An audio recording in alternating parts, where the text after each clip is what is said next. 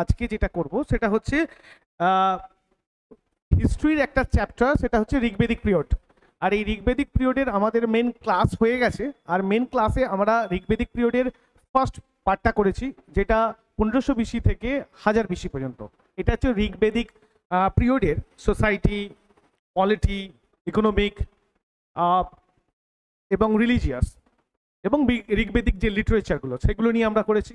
আজকে যেটা করব সেটা হচ্ছে এই যে 1500 থেকে 1000 বিসি পর্যন্ত যে ঋগ্বেদিক ক্লাসটা হয়েছে, যেটাকে আমরা প্রি ঋগ্বেদিক পিরিয়ড বলবো, এর যে ক্লাসটা হয়েছিল তার কোশ্চেন্স।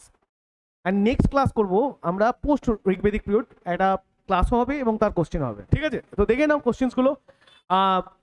প্রথম হচ্ছে স্যার ঋগ্বেদিক যে কালচার আছে, ঋগ্বেদিক বেদিক কালচার এবং আর্লি বেদিক পিরিয়ড। এই আর্লি বেদিক পিরিয়ডে এখানে যে কোশ্চেন্সগুলো আছে সব কোশ্চেন হচ্ছে কত থেকে না 1500 বিসি থেকে 1500 বিসি টু 1000 বিসির যে আমরা ক্লাস করেছি, যে প্রি ঋগ্বেদিক পিরিয়ড বা আর্লি ঋগ্বেদিক পিরিয়ড, এর নেক্সট পার্টও আছে। তো এর যতগুলো কোশ্চেন্স হয় তো সেই কোশ্চেন্সগুলো দেখো।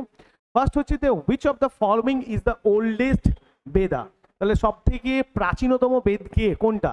মানে যজুর্বেদ, ঋগ্বেদ, সামবেদ অ্যান্ড অথর্ববেদ। আমরা আগে দেখেছি যে সব থেকে ওল্ডেস্ট বেদ কোনটা? ফার্স্ট বেদ আর্লি বেদিক পিরিয়ডে তৈরি হয়েছিল, সেটা হচ্ছে কি ঋগ্বেদ। Clear sir?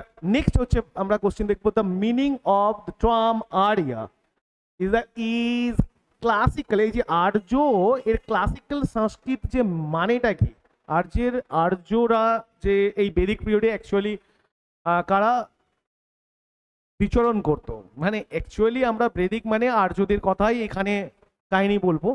তো সেই মিনিং অফ আর্যা, এই যে আর্য, এই আর্যদের ক্লাসিক্যাল সংস্কৃত যে মিনিংটা হয়, সেই মিনিংটা কি বলছে? A believer of the god, ভগবানে বিশ্বাসী, a caste, a believer in particular religion, আর এ নোবেল ম্যান। তো আর্যদের যে সংস্কৃত, ক্লাসিক্যাল যে সংস্কৃত আমরা মিনিং দেখবো সেটা হচ্ছে এ নোবেল ম্যান। ঠিক আছে, নেক্সট আমরা দেখবো the Purusha Sukta. Third question, the Purusha Sukta related to varna system is originally found in. আমরা দেখবো যে পুরুষা সুক্তার মধ্যে আমরা কি পেয়েছিলাম স্যার? বর্ণ সিস্টেম পেয়েছিলাম। পুরুষা সুক্তা কোথায় আছে না দশম মণ্ডল, ঋগ্বেদের দশম মণ্ডলে যে পুরুষা সুক্তা আছে তার মধ্যে আমরা কি পেয়েছিলাম না বর্ণ সিস্টেম। এই যে বর্ণ সিস্টেমটা পেয়েছিলাম অরিজিনালি ফাউন্ডিং, এটা কোথায় পেয়েছিলাম না ঋগ্বেদে। তো এখানে অপশন আছে অথর্ববেদ, সামবেদ, ঋগ্বেদ অ্যান্ড যজুর্বেদ। তাহলে অপশন সি ঋগ্বেদে আমরা এই পুরুষা সুক্তা পেয়েছি। ঠিক আছে, next, which is the following four Vedas contains an account of magical charms and spells. তো আমরা এই ম্যাজিক্যাল চার্মস মানে কি স্যার? ম্যাজিক্যাল চার্মস মানে হচ্ছে যে কোন বেদ থেকে আমরা ম্যাজিক্যাল চার্মস মানে আমরা এখানে যে ব্ল্যাক ম্যাজিকের সম্বন্ধে জানি, আমরা পড়েছিলাম স্যার ব্ল্যাক ম্যাজিক সম্বন্ধে কোন বেদে লেখা আছে না? ব্ল্যাক ম্যাজিক মিনস ওই তাকতুক এইসব যে করায়, সেই ব্ল্যাক ম্যাজিক সম্বন্ধে লেখা আছে স্যার কোন বেদে? অথর্ববেদ, সামবেদ, যজুর্বেদ অ্যান্ড ঋগ্বেদ। আমরা জানি এটা অথর্ববেদে লেখা আছে ব্ল্যাক ম্যাজিক। অথর্ববেদে দুটো কন্টেন্ট খুব মোস্টলি ইম্পর্টেন্ট, যেটা হচ্ছে ব্ল্যাক ম্যাজিক শো করে অথর্ববেদ, আর একটা হচ্ছে যে আয়ুর্বেদ শাস্ত্র আছে, এই আয়ুর্বেদ অথর্ববেদেরই একটা উপবেদ। ঠিক আছে, নেক্সট তারপরে আসবো in Rigveda there are dash hymns. কতগুলো ঋগ্বেদে কতগুলো হাইমস আছে? হাইমস মানে কি? স্তোত্র, স্তুতি, ভজন, এইগুলো কতগুলো আছে না 1028টি ছিল, 1028টি ছিল ঋগ্বেদের যে হাইমস ছিল। The Rigveda is the collections of gems, the collections of stories, the collections of words and text of war. তো ঋগ্বেদ কিসের কালেকশন? ঋগ্বেদ এখানে আছে the collection of stories. Collection of stories তো হবে না, দ্য কালেকশন অফ ওয়ার্ডসও হবে না, দ্য টেক্সট অফ ওয়্যারও হবে না স্যার। এখানে হবে কোনটা? দ্য কালেকশনস অফ, এখানে জেমস লিখেছে না, জেমস না স্যার, এটা হাইমস হবে। হাইমস, হাইমস মানে কি? স্তোত্র বা স্তুতি, এই কালেকশনস অফ হাইমস। তাহলে Rigveda is the collections of hymns. Clear sir? Next question, তাহলে প্রথম পাঁচটা কোশ্চেন। নেক্সট কোশ্চেন দেখবো, the compilations of which among the following is based upon the Rigbed, the compilations of which among the following is based upon the Rigbed। তো ঋগ্বেদে বলছে sir ঋগ্বেদের compile মানে কিছু অংশ কোন বেদে দেখা যায়? ঋগ্বেদের কিছু অংশ কোন বেদে কম্পাইল করা আছে? তা আমরা জানি ঋগ্বেদের অনেকটা অংশই কম্পাইল করা আছে কোন বেদে, আমরা পড়েছি আগে স্যার সামবেদ, যজুর্বেদ আর অথর্ববেদের মধ্যে স্যার সামবেদ, কারণ সামবেদ ঋগ্বেদের একটা বড় অংশ সামবেদে ঢোকানো আছে। সামবেদ সব থেকে, সব যতগুলো বেদ আছে তার মধ্যে সব থেকে ছোট বেদ কোনটা? সামবেদ। আর সামবেদের মধ্যে অ্যাকচুয়ালি 75 কেবলমাত্র হাইমস আছে, এই ভার্সেস আছে, সেটা সামবেদের নিজস্ব। বাদ বাকি কোথা থেকে নেওয়া হয়েছে স্যার? ঋগ্বেদ থেকে। নেক্সট এরপরে হচ্ছে the rites and rituals related to yajnas মানে হচ্ছে যজ্ঞ, যজনাস আর মেনশন বলছে যজ্ঞের যে রাইটস হয় অ্যান্ড রিচুয়ালস গুলো, নিয়ম কানুন গুলো আছে, কোনো যজ্ঞ করলে সেই যজ্ঞের যে নিয়ম কানুন গুলো হয়, সেই নিয়ম কানুন গুলো কোন বেদে লেখা আছে? ঋগ্বেদ, সামবেদ, অথর্ববেদ এন্ড যজুর্বেদ। তো আমরা জানি যজ্ঞ, যে কোনো যজ্ঞ যে নিয়ম বা রিচুয়ালস গুলো, সেই স্যাক্রিফিসিয়াল পিয়ার্স গুলো, এগুলো লেখা ছিল কোথায়? না, এইগুলো লেখা ছিল স্যার যজুর্বেদে। আর যজুর্বেদ সম্বন্ধে এই যজ্ঞ যেহেতু লেখা আছে, তাহলে অশ্বমেধ যজ্ঞ সম্বন্ধে আমরা সাধারণত জানতে পারি যজুর্বেদ থেকে। তো অশ্বমেধ যজ্ঞ আমরা কোথা থেকে জানতে পারি? যজুর্বেদ থেকে। ঠিক আছে, নেক্সট আমরা দেখবো third question. In the early Vedic period, in the early Vedic period, what was considered to be the most valuable property? তাহলে আর্লি বেদিক পিরিয়ডে আমরা ক্লাস করেছি, এর মধ্যে কোন মোস্ট প্রপার্টি কোনটাকে মানা হয়? দ্য মোস্ট ভ্যালুয়েবল প্রপার্টি কোনটাকে মানা হয়? অপশন আছে ল্যান্ড, কাউ, ওমেন, ওয়াটার। এর মধ্যে অ্যাকচুয়ালি যেটা অ্যান্সার হবে সেটা হচ্ছে কাউ, কারণ আর্লি বেদিক পিরিয়ডে কাউকে সব থেকে বেশি, মানে সব থেকে বড় ভ্যালুয়েবল মূল্যবান প্রপার্টি ধরা হতো, আর কাউকে নিয়েই যুদ্ধ বিগ্রহ করা হতো। ঠিক আছে, আর যার কাছে কাউ সব থেকে বেশি থাকবে সেই সব থেকে ওই সময়ে বড় ব্যক্তি, ধনী ব্যক্তি। Next 10 number question, which mandala, এটা মন্ডল হবে, which mandala of Rigveda is completely dedicated to Soma? Soma আমরা দেখেছি যে ঋগ্বেদের কত মন্ডলে আছে? সোমা মন্ডল, 9th মন্ডলকে সোমা মন্ডল বলা হয়। 114খানা হাইমসকে ডিভোট করা হচ্ছে এই সোমাকে, আর সেই জন্য এই মন্ডলটাকে সোমা মন্ডল বলা হয়। তো এই সোমা মন্ডল কততম মন্ডলে আছে স্যার? সোমা মন্ডল স্যার যেই কোন মন্ডলটাকে সোমা মন্ডল হয়? 9th মন্ডলকে সোমা মন্ডল আছে। ঋগ্বেদের 9th মন্ডল, ঋগ্বেদের যে 9th মন্ডল, দশম মন্ডল, তার মধ্যে নবম মন্ডলে সোমা মন্ডল 114খানা হাইমসকে ডেডিকেট করা হয়েছে সোমাকে, এই জন্য এই মন্ডলটাকে সোমা মন্ডল বলে। এটা 9th মন্ডলে আছে। গোপথ ব্রাহ্মণ ইজ অ্যাসোসিয়েটেড, গোপথ ব্রাহ্মণের বিভিন্ন রকমের স্যার ভাগ আছে। ব্রাহ্মণ যে আমরা ওখানে পড়েছিলাম স্যার, যে বেদিক কালচার, আগের ভিডিওটা দেখে নেবে, বেদিক কালচার, এই বেদিক পিরিয়ডের যে ভিডিও সেটা দেখলেই তো বুঝতে পেরে যাবে। তো বেদিক কালচারের যে ব্রাহ্মণ আছে, যে বেদিক যে টেক্সটগুলো আছে তার মধ্যে আমরা বেদ দেখেছি, ব্রাহ্মণ দেখেছি, আরণ্যক অ্যান্ড উপনিষদ। তার মধ্যে এই ব্রাহ্মণের মতো গোপথ ব্রাহ্মণ, এটা অ্যাসোসিয়েটেড কোন বেদ?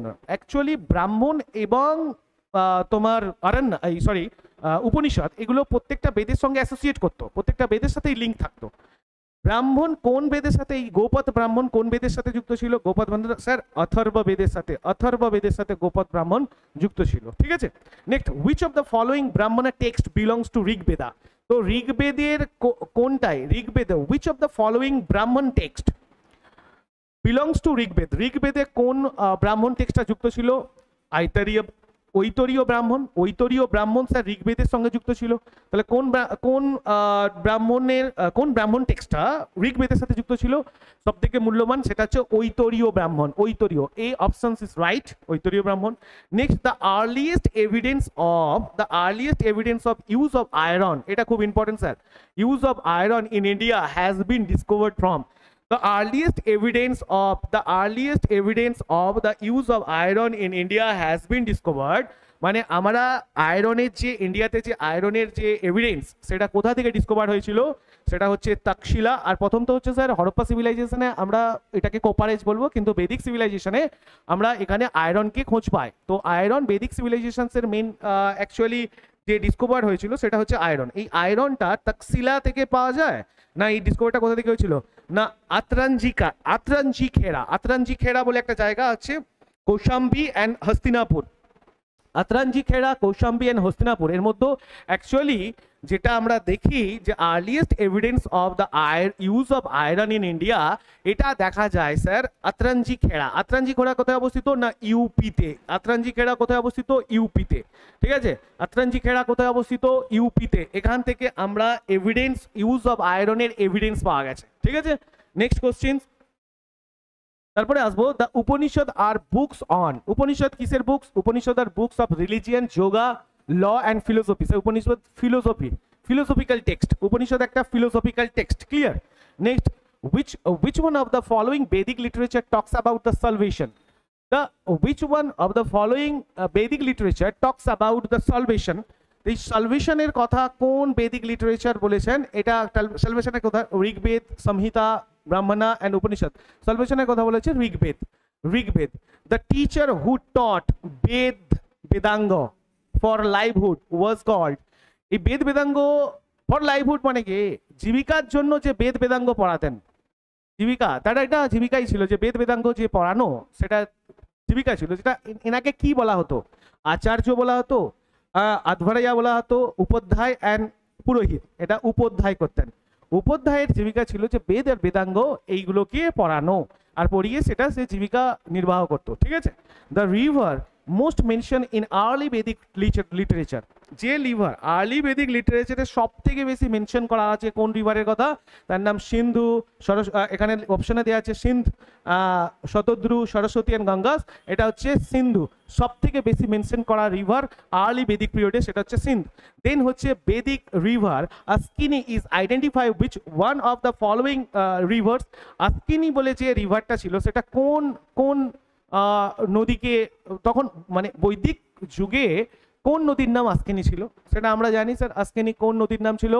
না, একটা এটা ছিল চেনাব। চেনাব, চেনাবের নাম ছিল আস্কিনি। বৈদিক সময়ে চেনাবের নাম কি ছিল? আস্কিনি।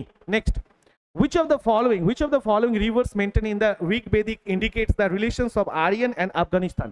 আফগানিস্তান এর সাথে, আফগানিস্তান মানে বলছে which of the following rivers mentioned in the Rig Veda?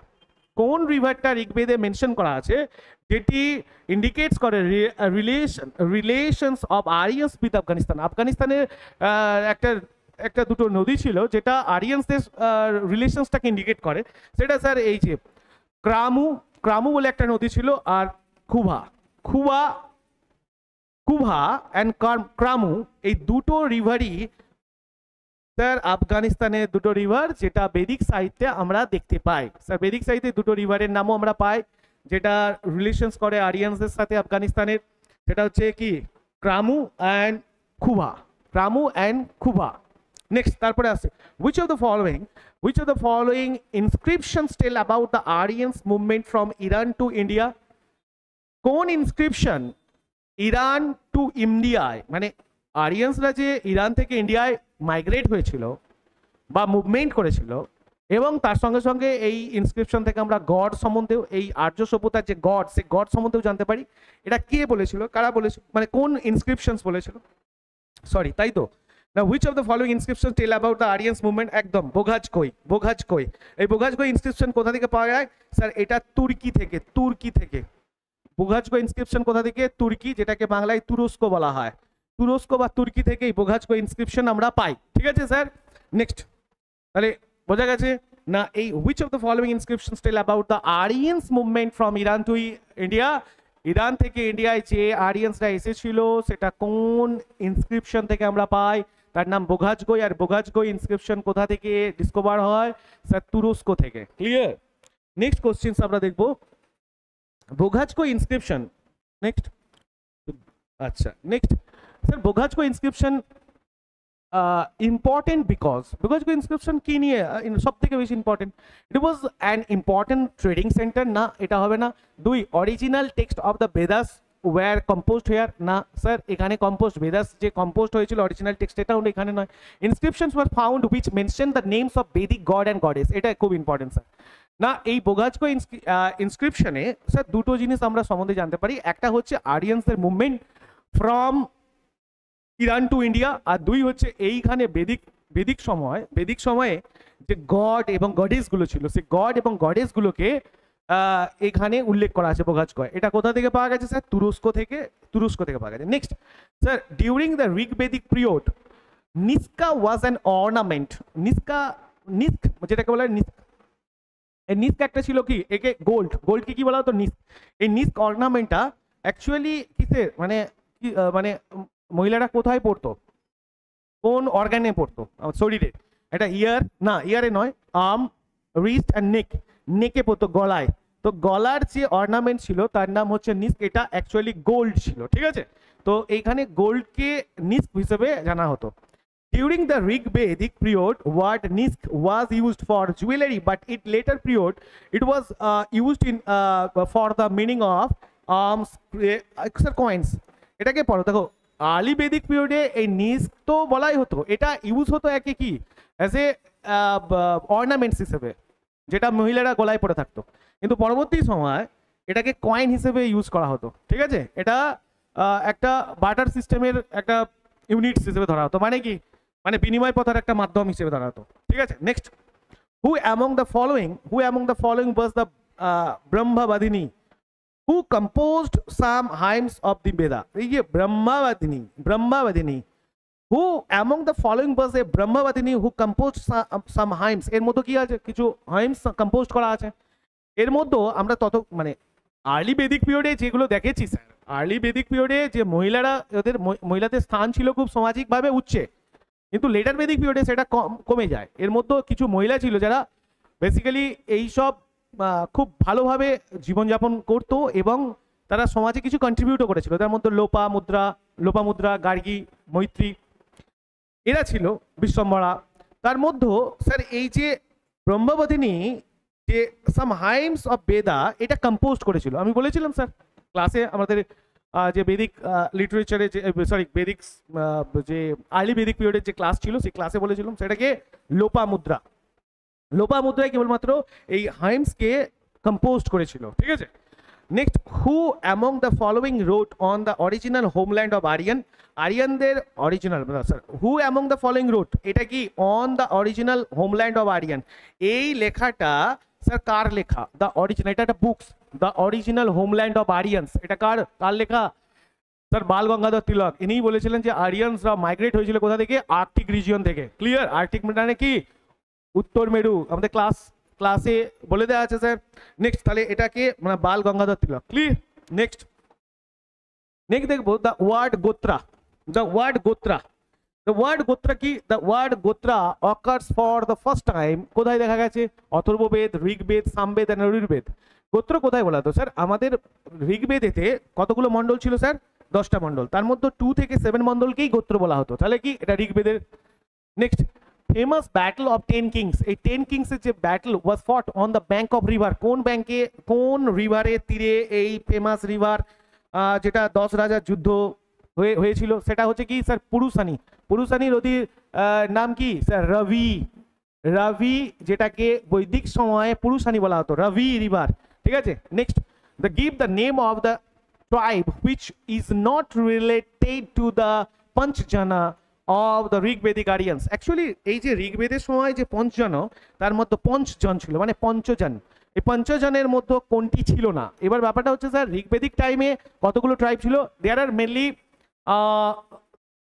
Was mainly 30 tribes ছিল এই সময়, না 30খানা মেনলি ট্রাইব ছিল। এই ট্রাইবের মধ্যে 5টা ট্রাইব খুব উল্লেখযোগ্যভাবে উপরে উঠে এসেছিল, তার মধ্যে কোনটা এর মধ্যে ছিল না, যেটা এই 5টা ট্রাইবকে একসঙ্গে পঞ্চজন বলা হয়, ঠিক আছে, পঞ্চজন জানা দেখেছি আমরা ওখানে, তার মধ্যে কোনটা ছিল না, একটা ছিল ইয়াদু ছিল ঋগ্বেদিক টাইমে, ইয়াদু ট্রাইব ছিল।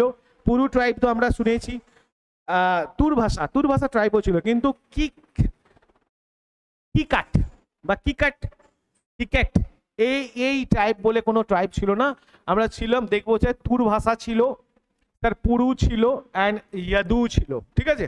নেক্সট, তারপরে আসবো next question 27, in the ancient period of cheap livelihood of Aryans was, বলছে ancient period of cheap livelihood of Aryans where, মানে আরিয়ানদের মেন অকুপেশন কি ছিল আর আর্যদের মেন অকুপেশনস কি ছিল, agriculture, hunting, art craft and business. Sir agriculture তো sir এরা সাধারণত করতো না, এরা এখানে স্যার একটু problem, the ancient period cheap livelihood of Aryans were agriculture, hunting, art craft, ancient period এ বলছে না স্যার, এখানে স্যার পাস্তোরাল ছিল এরা, তার মানে কি এরা পশু পালন করতো, এরা পাস্তোরাল ছিল, পশু পালন করতো। তো এটা একটু প্রবলেমস আছে, এটাকে আমরা রেখে দিচ্ছি আপাতত, ঠিক আছে। বিজনেসটা এখানে হতে পারে, কারণ এখানে আর হান্টিং তো ছিল না, হান্টিং করতো না। এগ্রিকালচার স্যার বৈদিক বৈদিক সভ্যতায় এগ্রিকালচার খুব একটা মানে সেভাবে এরা এগ্রিকালচার এর সাথে যুক্ত ছিল না, এটা লেটার বেদিক পিরিয়ডে এগ্রিকালচার ছিল, কিন্তু ফার্স্ট যে আর্লি বেদিক পিরিয়ডে এরা সাধারণত পাস্তোরাল ছিল, পশু পালন করতো, এদের মেন প্রধান জীবিকা ছিল, ঠিক আছে। আর বিজনেসটা হতো, তো সেখানে এটা এই কোশ্চেন্সটা একটু প্রবলেমস আছে। নেক্সট হচ্ছে আটাস the Rigvedic tribal assembly associated with judicial function. কোন ঋগ্বেদিক যে মানে তোমার অ্যাসেম্বলিগুলো ছিল, ঋগ্বেদিক অ্যাসেম্বলি দুটো মেনলি ছিল, আমরা সভা সমিতি আর একটাও ছিল। তো এই সভা সমিতির মধ্যে কোন অ্যাসেম্বলিটা জুডিশিয়াল ফাংশনের সঙ্গে যুক্ত ছিল? জুডিশিয়াল ফাংশন মিন এখানে কিছু বিচার করা হতো, ঠিক আছে। যদি সামাজিক প্রেক্ষাপটে কিছু যদি প্রবলেমস হতো রাজনৈতিক বা সামাজিক, সেখানে এইখানেই বিচার করা হতো। সেটা হচ্ছে কি না, সভাতে করা হতো, সভা। আর এখানে মহিলারা যোগদানও করতে পারতো, এখানে মহিলারা যোগদানও করতে পারতো, সভা। সমিতিতে মহিলারা যোগদান করতে পারতো না, সভাতে। আর একটা দেখো, এখানে ঋগ্বেদিক পিরিয়ডে মোটামুটি স্যার তিনটে অ্যাসেম্বলি হতো, তিনটে অ্যাসেম্বলি, একটা হচ্ছে সভা, একটা সমিতি, আর একটা হচ্ছে বিদহাতা। বিদহাতা বলে একটা হচ্ছে বিদহাতা একটা সমিতি, একটা সভা, তিনটে অ্যাসেম্বলি ছিল। তার মধ্যে দুটো অ্যাসেম্বলিতে মহিলারা যোগদান করতে পারতো, একটা হচ্ছে সভাতে সামান্যভাবে যোগদান করতে পারতো, সমিতিতে একদম মহিলারা যোগদান করতে পারতো না, আর বিধাতা এতে সব থেকে বেশি মহিলারা যোগদান করতে পারতো, এর নাম কি বিধাতা। এটাও একটা অ্যাসেম্বলি। মেনলি ঋগ্বেদিক টাইমে আর্লি ঋগ্বেদিক পিরিয়ডে তিনটে অ্যাসেম্বলি ছিল, একটা হচ্ছে সভা, সমিতি অ্যান্ড বিধাতা। তার মধ্যে সভাতে সামান্যভাবে যোগদান করতে পারতো মহিলারা, বিধাতাতে সামান্যভাবে যোগদান, কিন্তু সমিতিতে মহিলারা কোনো যোগদান করতে পারতো না, এর সামান্যভাবে সভা। আর এই সভা কাজ করতো কি, জুডিশিয়াল ফাংশন হিসেবে কাজ করতো। আর এখানে সমিতিতে ইলেকশনস, রিলিজিয়াস কিছু কিছু জিনিস নিয়ে আলোচনা করা হতো। আর বিধাতাতেও এখানে সব ধর্ম একসঙ্গে এসে মিলিত হতো, আর এখানে মহিলারা সব থেকে বেশি যোগদান করতো এই সভাতে, ঠিক আছে, এই অ্যাসেম্বলিতে। The largest number of Rigveda hymns are devoted to, কাকে? মানে ঋগ্বেদিক যে হাইমস গুলো ছিল, যে স্তুতি বা ভজনগুলো ছিল, সব থেকে কোন দেবতাকে বেশি ডিভোট করা হয়েছে, সব থেকে উৎসর্গ করা হয়েছে, সেটার নাম হচ্ছে স্যার না ইন্দ্র। ইন্দ্রর নাম ঋগ্বেদিক পিরিয়ডে কি ছিল না, ইন্দ্রের নাম পুরন্দর। ইন্দ্রের নাম ঋগ্বেদিক টাইমে কি ছিল? পুরন্দর, ঠিক আছে। এই কোশ্চেন্সগুলোর পিডিএফ তোমরা যদি কালেক্ট করতে চাও তাহলে তোমরা কোথায় যাবে না, টেলিগ্রাফে রয়্যাল জিএস স্টাডি, সেখানে যাবে, টেলিগ্রাফে পেয়ে যাবে কোশ্চেন্স। নেক্সট তারপরে আসবো আমরা গায়ত্রী মন্ত্র দেখব। গায়ত্রী মন্ত্র is found in which books? Gayatri মন্ত্র কোথা থেকে ফাউন্ড করা হয়েছে, কোন বুকসে গায়ত্রী মন্ত্র? উপনিষদ, ভগবদ গীতা, ঋগ্বেদ অ্যান্ড যজুর্বেদ। গায়ত্রী মন্ত্র আমরা পাই ঋগ্বেদ থেকে। ঋগ্বেদের কত মণ্ডলে স্যার গায়ত্রী? ঋগ্বেদের কতগুলো মণ্ডল আছে স্যার? 10ম মণ্ডল। 10ম মণ্ডলের মধ্যে 2 থেকে 7ম মণ্ডল পর্যন্ত কি আছে, একে গোত্র বলা হয়। 1 এবং 10 মণ্ডল লাস্ট এডিশন হয়েছে। 10ম মণ্ডলে পুরুষা সুক্তা আছে। 9ম mandala is devoted to Soma, and এখানে কতগুলো ডিভোট করা আছে? 114 খানা হাইমসকে ডিভোট করা হয়েছে সোমাকে, এবং সেই জন্যই 9ম মণ্ডলকে সোমা মণ্ডলে বলা হয়। কিন্তু গায়ত্রী মন্ত্র কোথায়, কোন মণ্ডলে আছে? 3য় মণ্ডলে। স্যার 3য় মণ্ডলে গায়ত্রী মন্ত্র সম্বন্ধে আমরা জানতে পারি। 3য় মণ্ডলে গায়ত্রী মন্ত্র আছে। এই Gayatri mantra was composed by Vishwamitra. Gayatri mantra was composed by Vishwamitra, আর এটা 3য় মণ্ডলে আছে। আর এটা ঋগ্বেদের 3য় মণ্ডলে গায়ত্রী। গায়ত্রী মন্ত্র কাকে উদ্দেশ্য করে হয়েছে না, সাবিত্রী, ঠিক আছে। Next, who composed the Gayatri mantra? না, এই যেখানে আছে sir option, Vishwamitra, Vashishtha, Vishwamitra, Indra and sir এটা হচ্ছে বিশ্বামিত্র, ঠিক আছে। গায়ত্রী মন্ত্র কে কম্পোজ করেছেন না, Vishwamitra. In the Vedic rituals, Hota is associated ki Hota Rigved. In Vedic rituals, Hota is associated. Actually, এটা Hota is associated মানে Hota কাদেরকে বলা হয়, কোন সময়, মানে কার সাথে যুক্ত, কোন বেদের সাথে? না, ঋগ্বেদ। অ্যাকচুয়ালি যে হোত্রী বলতাম না, ঋগ্বেদিক যে হাইমস গুলো আর রিসাইটেড বাই কি, ঋগ্বেদিক যে হাইমস ওয়াজ রিসাইটেড বাই হোত্রী, এই হোত্রী থেকেই হোতা বলা হয়। এটা এই যে Hota is related to Rigveda and which of the following animals was considered as the Aghanya. Aghanya কাকে, কোন অ্যানিমালসকে আগান্না বলে? ঋগ্বেদিক পিরিয়ডে স্যার, প্রি ঋগ্বেদিক পিরিয়ডে স্যার কোন অ্যানিমাল সব থেকে মোস্ট ইম্পর্টেন্ট অ্যানিমাল ছিল, ভ্যালুয়েবল? সেটা হচ্ছে স্যার কাউ। আর এই কাউকেই আগান্না বলা হতো, ঠিক আছে স্যার। এখানে কি আছে? বুল, শিপ, কাউ অ্যান্ড এলিফ্যান্ট, এটা হচ্ছে স্যার কাউ। ক্লিয়ার? ক্লিয়ার। এটা স্যার এর পিডিএফ যদি তোমরা নিতে চাও, এই পিডিএফ তুমি পেয়ে যাবে রয়্যাল জি স্টাডির টেলিগ্রাম গ্রুপে। আর এরকম প্রত্যেকটা ক্লাস চলতে থাকবে, প্রত্যেকটা ক্লাস, এবং সেই ক্লাসের সঙ্গে সঙ্গে আমাদের কিছু কোশ্চেন্সগুলোও চলবে। কোশ্চেন ইংলিশ আর বেঙ্গলি দুটোতেই চলবে, কোনো অসুবিধা নেই। এবং গভর্নমেন্ট সার্ভিসের জন্য যে যে ক্লাসগুলো রিকোয়ারমেন্ট, সেই ক্লাসগুলো আমরা কিছু কিছু স্যার ইউটিউবে প্রোভাইড করব। বাদ বাকি আমরা বেসিক্যালি স্যার অনলাইন অ্যান্ড অফলাইনের ক্লাস করে থাকি। অ্যাকচুয়ালি বেশি জোর দেওয়া হয় অফলাইনে, অনলাইনের ক্লাস আমরা সেভাবে এখনো করে উঠিনি। কিছু কিছু ভিডিও তুমি কেবলমাত্র, ঠিক আছে। নেক্সট।